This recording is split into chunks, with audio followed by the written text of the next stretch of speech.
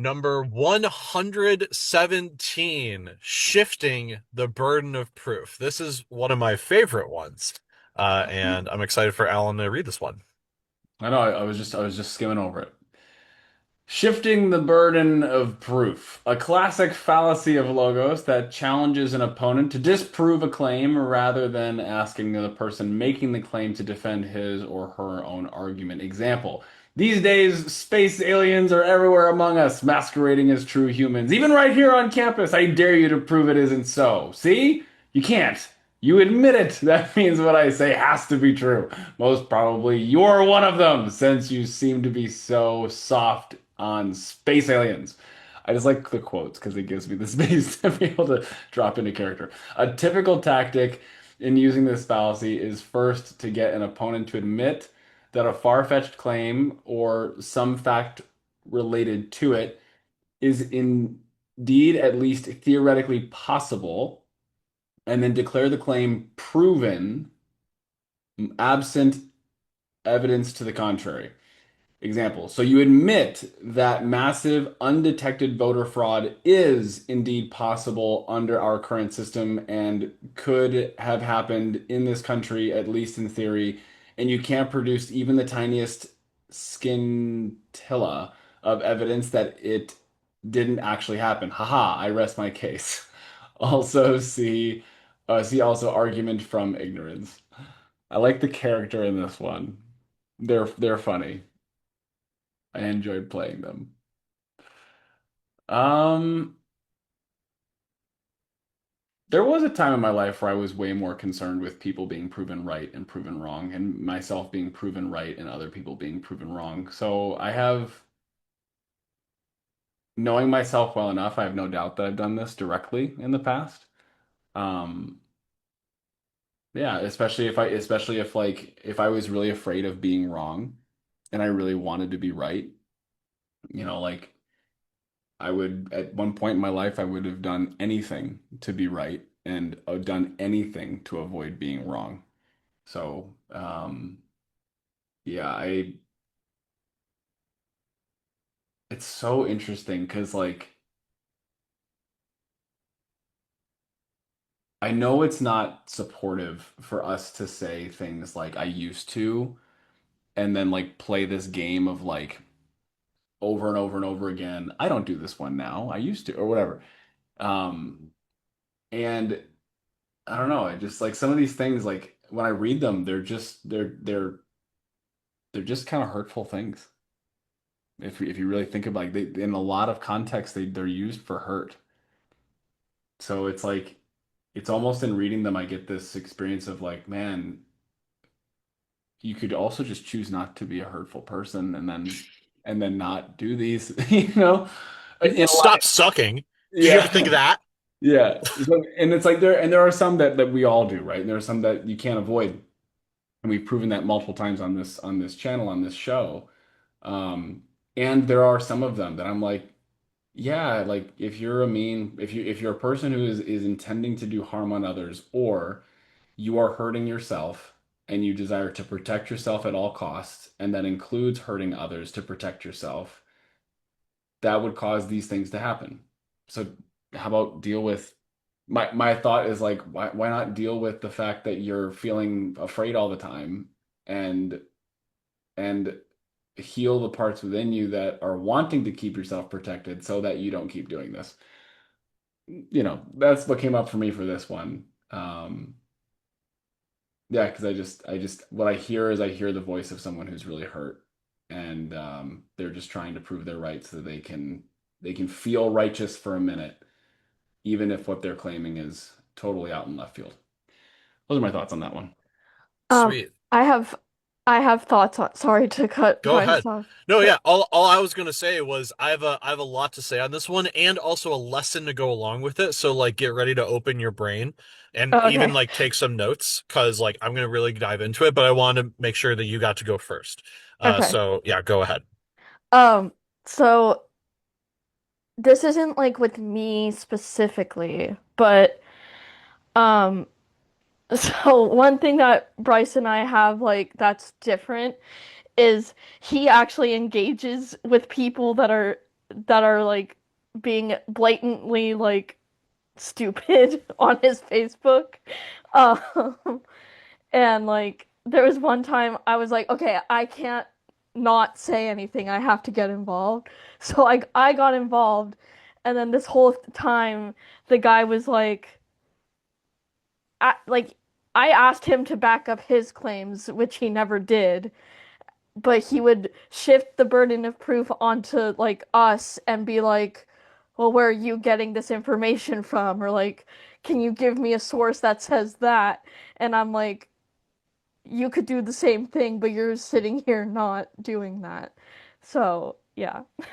Awesome. Yeah, so that's going to segue perfectly into the lesson. So, um, in order to understand the shifting of burden of proof, we also have to talk about what the hell is the burden of proof. That is a thing. When it comes to logic and science, the burden of proof is always upon the person making the positive claim, not the negative claim. It's always the positive claim. Negative claim, you don't need burden of proof for. You need positive evidence for positive things.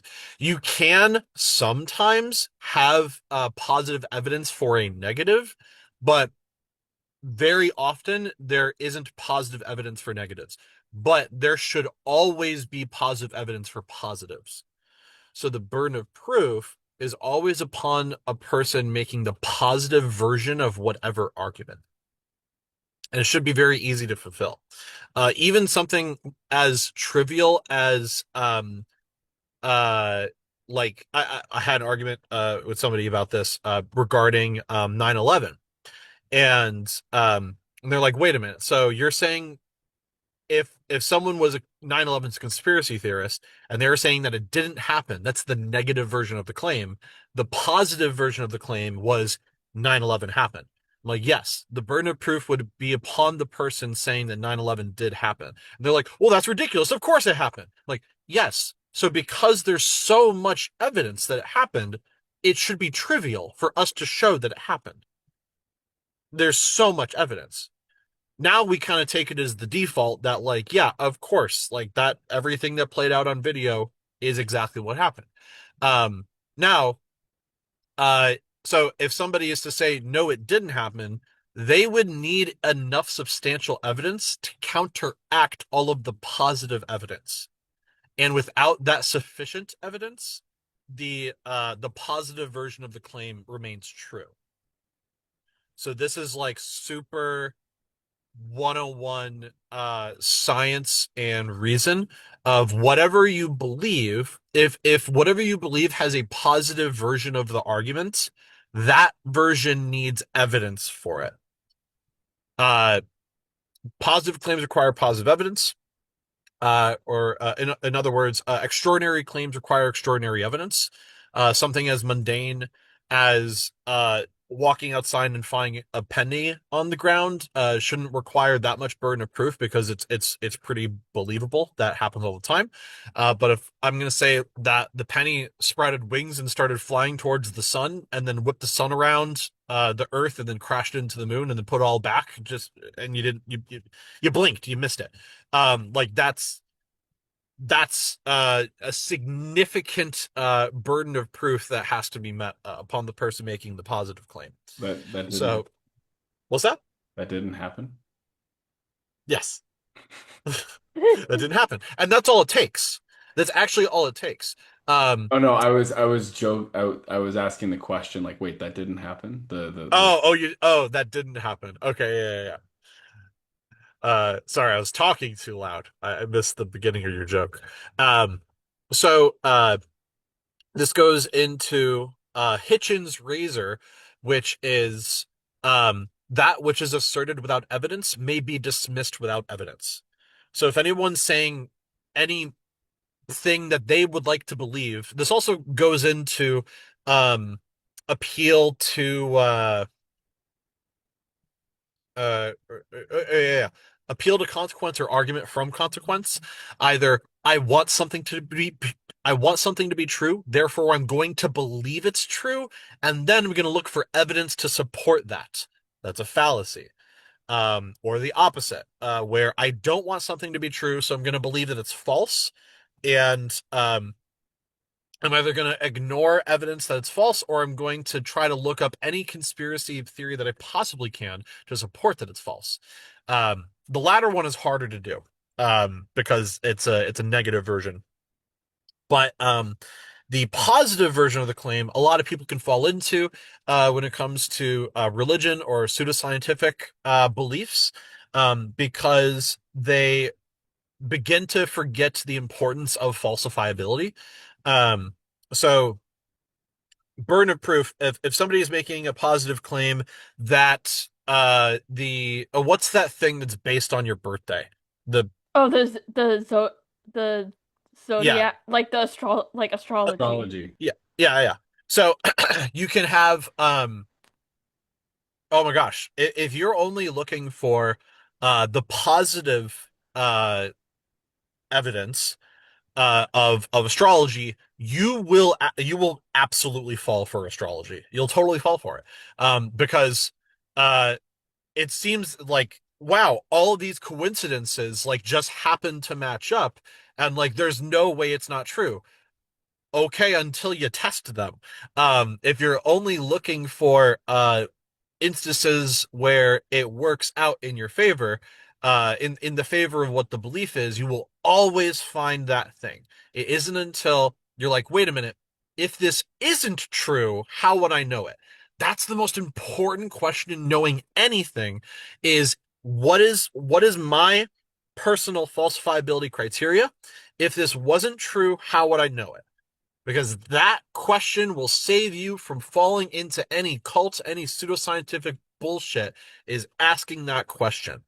Um, and whatever that answer is, that should be the thing that you seek. And if you can't find it, but you still withhold the falsifiability criteria, then you do have a reason to believe it. Then you do, because then you're like, okay, if this isn't true, this should be the case. I'm going to test for that thing, and that's not the case. I'm trying to prove it wrong as hard as I can, and I can't. That's science. Now you could say, okay, I think there's a point here to be made in favor of this thing. And so this goes along with the burden of proof of it always falls upon the positive version of the claim. And again, whatever that is has to be falsifiable. So in these examples here, we have like, these days space aliens are everywhere among us, masquerading as true humans. Even right here on campus, I dare you to prove it isn't so. So this is an unfalsifiable claim, because if everyone blends in so perfectly and they're so disguised, then like how would you be able to prove it wrong? You cannot. And so because you cannot, that doesn't make the opposition true. So whatever claim it is still has to be falsifiable. So in this situation, I would ask the person, okay, if this is the case, uh, you know, very well, but if this wasn't the case, how would we test? How would we test if it wasn't the case? And there's a lot of people that have fallen into the dogma of whatever cult or pseudoscience or religion or whatever, that is the dogmatic question that is to not be asked. And it's simple. It's the falsifiability criteria of whatever belief that you have. Uh, if it's not true, how would we know? In every dogma, that is the one question you do not ask. If this isn't true, how would I know?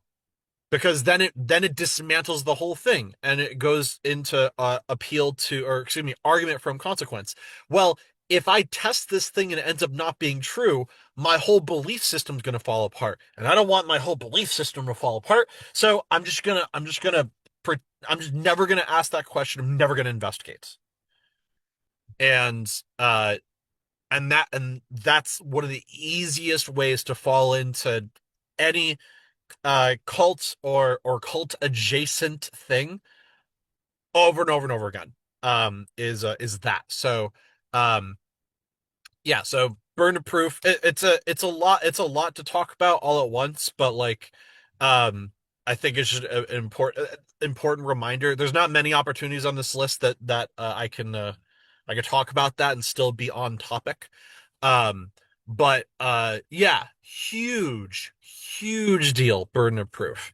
Um, make sure that whatever if you're discussing something with somebody, make sure that if you are the person saying the positive variant of whatever thing, and the other person is saying, I don't know about that, it is upon you to bring the evidence, not for them to disprove it. Even if they can disprove it, then that means there's enough positive evidence to indicate a negative. That is, and if it's valid evidence, meaning that it has a falsifiability criteria, or it is based on actual verifiable facts that both parties can verify to be true, then you're in a rough spot. Uh, it's not necessarily a trap, because the only reason that you'd be trapped is if you were very attached to the belief and you don't want to break from it. But the scientific way to think about it is, as soon as I realize I'm wrong, I'm instantly right because I just learned something. And learning that you're wrong is the same thing as learning something new. And those are indistinguishable. So when in the example that Sarah was talking about, somebody, what I forget whatever they were talking about exactly, but uh I think I don't even know what it was, but I know that they had the burden of proof. And so they were saying like this It thing is the case.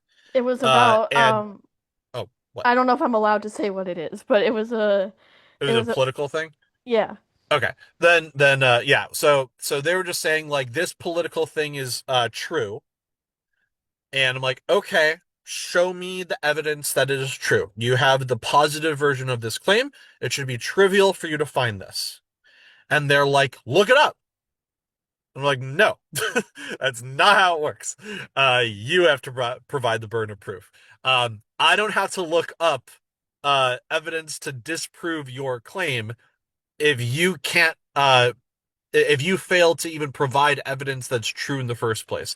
That which is asserted without evidence may be dismissed without evidence. So if the person fails to provide any evidence, I don't have to believe it at all. And it's not upon me to go look it up. I can if I want, but like if I find nothing, which I did, I looked it up anyways for fun, found nothing, and I'm like, I can't find it because I'm clearly not smart enough. Clearly, you're smart enough because you're saying this is true. You look it up, and then they looked it up, and then they're like, okay, well, that wasn't quite what I thought, but here's something. The thing they posted wasn't the thing they were arguing, and then they shifted the goalpost to something else. They're like, well, then this is true. I'm like, cool. We aren't talking about this thing. We were talking about the thing that you asserted out of your ass. So I'm gonna not believe the thing since you failed to provide substantial evidence for the thing. If I'm saying something is true, I need to provide the burden of proof. Um, it when in this does happen in religion often where if somebody says yes there is a god, okay, provide positive evidence for it, and they're like, no, it should be up to you to tell me why a god does not exist.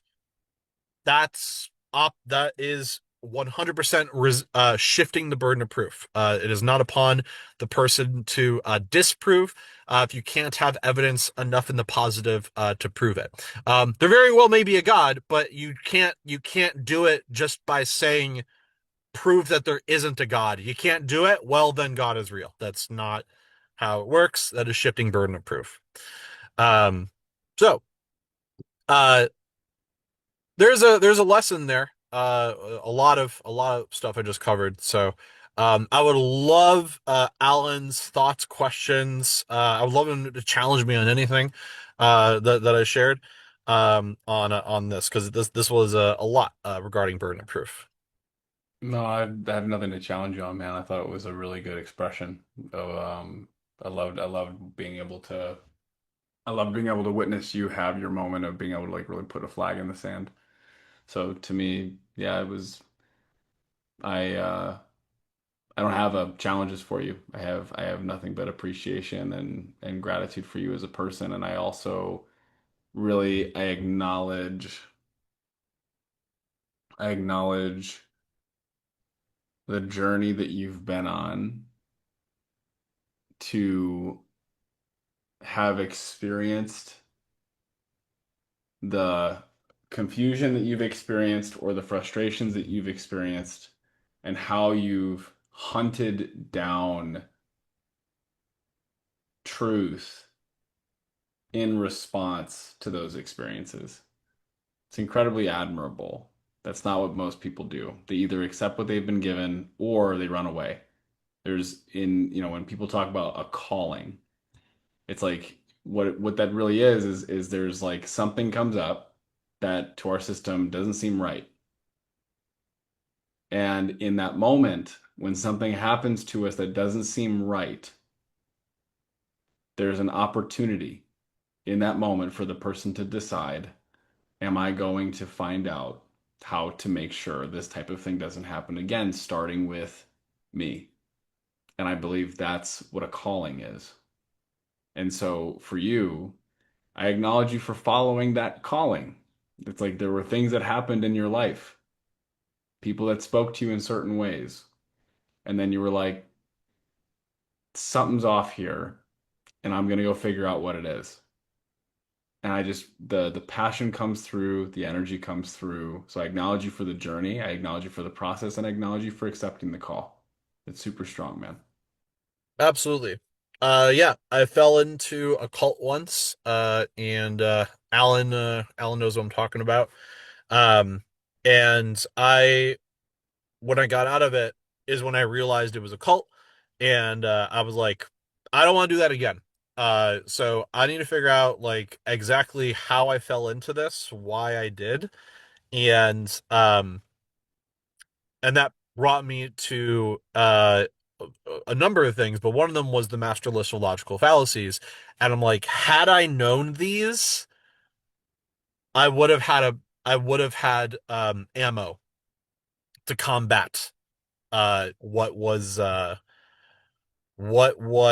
done to me and what caused me to do the same to other people. And I feel gross about it. And so hopefully uh from watching this series, you can take away, wow, uh, so this is how to think logically. This is how to think scientifically. If I believe something, I should have something to back it up. Uh, and because of that, not having a reason to believe something on its own is a reason to not believe it. Not believe that it's false, but to not believe that it's positive. Is the thing. With you could take three positions on anything. Yes, I believe it. I don't know, or yes, I believe it is false. And so uh, if you're saying yes, then you need positive evidence for that. If you're saying no, it is false, you also need positive evidence in the negative for that. But if you just don't have positive or negative evidence for anything, you just say, I don't know. And that's totally okay. Good shit. Uh, any other lessons or takeaways on self-reflection regarding burden of proof? Well, I guess just like a follow-up question. Hmm. Um, so like going back to the 9/11 example that you said.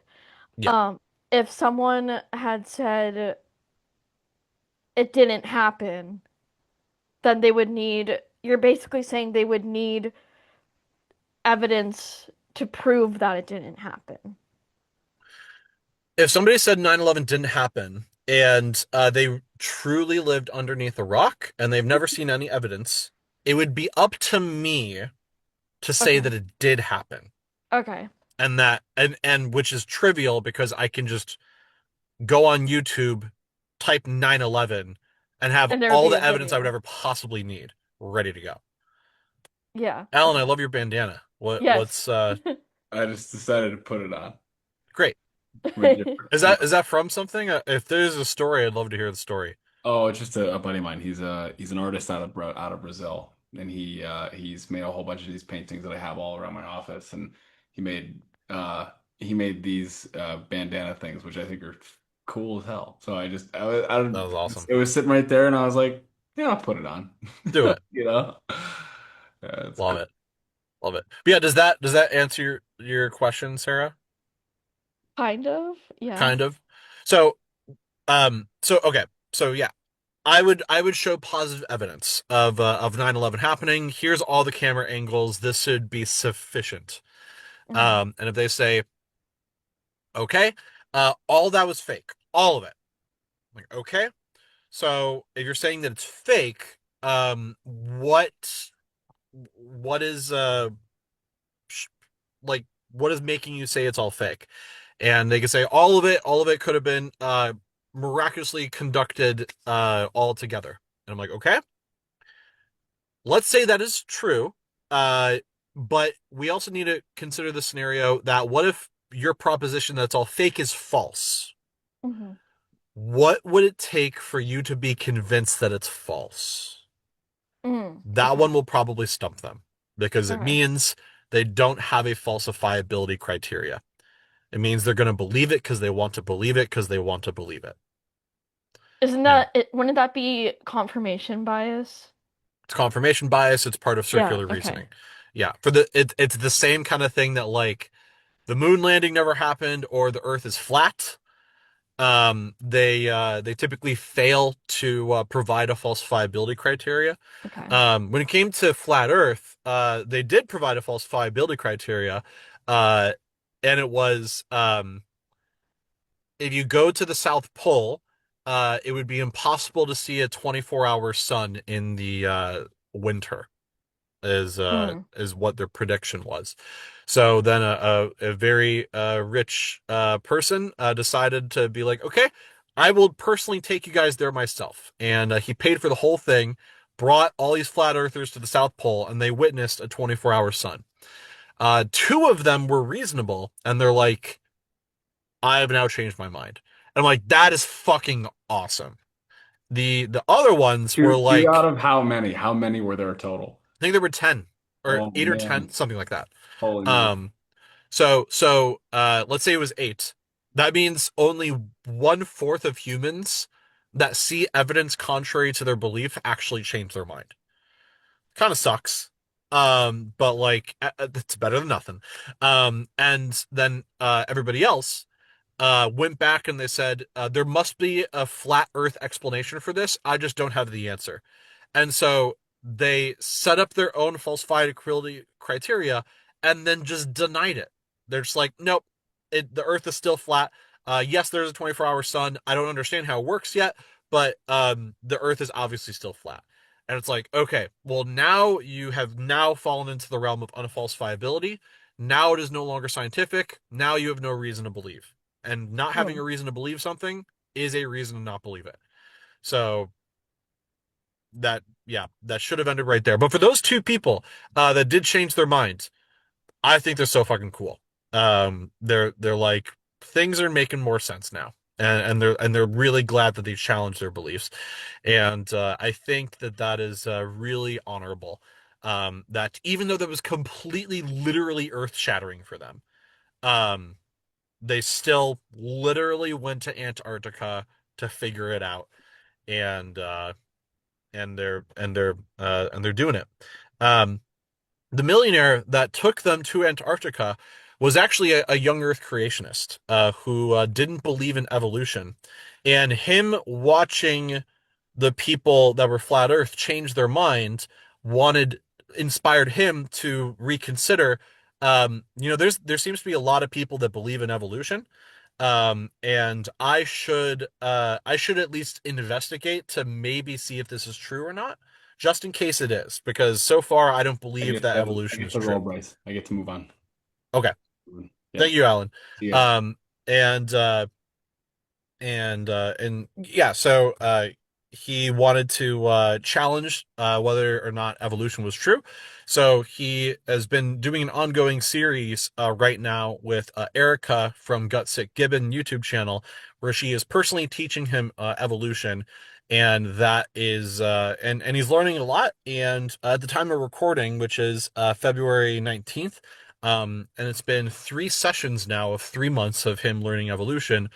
He now does accept that evolution happens, and that is extraordinary. So, yeah, that is what reasonable people do. So just because somebody believes something that's totally out there, doesn't mean that they are a lost cause, and that uh, you know it's always good to investigate, to try to prove yourself wrong with whatever you believe.